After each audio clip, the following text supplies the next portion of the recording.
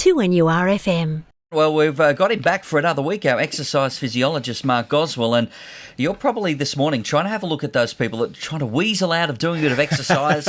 Any excuse to stay at home and sit on the lounge and watch the TV? Not going to happen. No, not going to happen.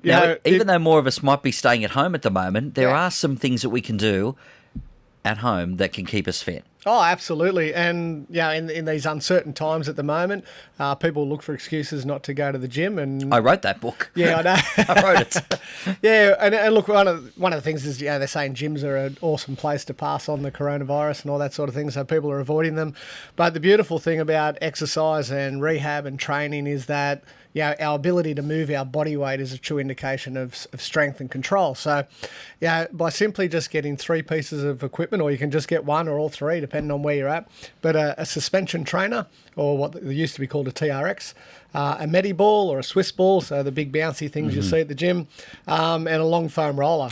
Those foam rollers, using those at the moment, they are pain on a stick. They can be pain on a stick, but they can also be your best friend in terms of aligning the body, working on stability, working on control, but also, if you're spending a lot of time sitting down, they are fantastic at what we call myofascial releases. So for those, because they're for me though, they're a fairly new technique, a fairly new item. Yep. So for those who aren't familiar with the foam roller, they pretty much are what they say they are, really. Yeah, so if you think about a pool noodle, but a lot thicker and a lot harder. Yeah. And they come in different densities, but the hard ones, we release and roll out our legs, or what we call the iliotibial band, and it always causes a lot of fun and discomfort for our clients at work. But it's also one of those things that once you utilise it and do it and use it for what it is, you actually do feel a lot better. You have a lot more mobility.